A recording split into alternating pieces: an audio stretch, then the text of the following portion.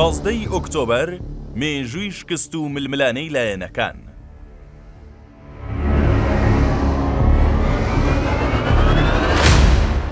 برینێک کە نیوەی جەستەی کوردی شەکەت کرد.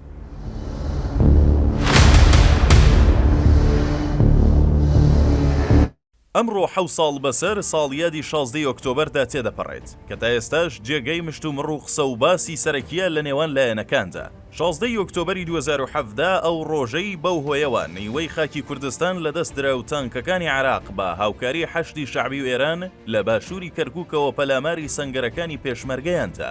دوای ئەوە و کەمتر لە 24 کاتژمێردا کۆنترۆڵیان کرد و نزیکەی 100 پێشمەرگەش شەهید بوون. 20 ڕۆژ پێش ڕووداوەکانی 16 ئۆکتۆبەر هەرێمی کوردستان ڕیفراندۆمی کرد. هێزە عێراقیەکان و ئێران و تورکیاش کەوتنە هەڕەشە لە کورد و فڕۆکەخانە و سنوورەکانیان داخست.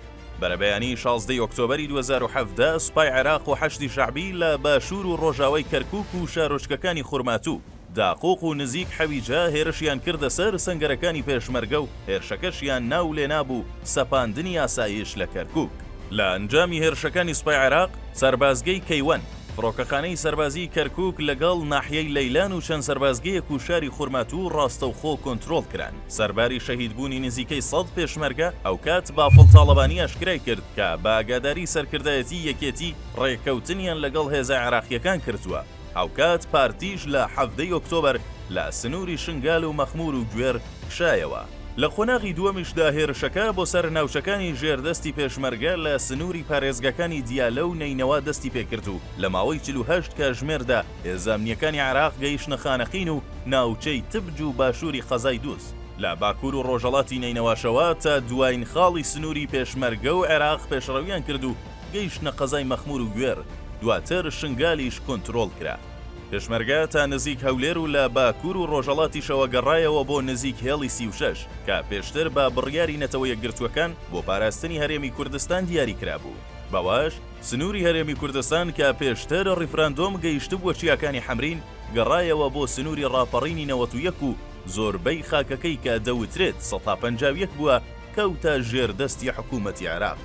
دوای 7 ساڵیش 16 ئۆکتۆبەر هێشتا مشتومڕی زۆری لەسرە. بەشێک لە بۆچوونەکانی یەکێتی و بافڵ تاڵەبانی بە ڕادەستکردنی نیوەی خاکی کوردستان تۆمەتبار دەکەن.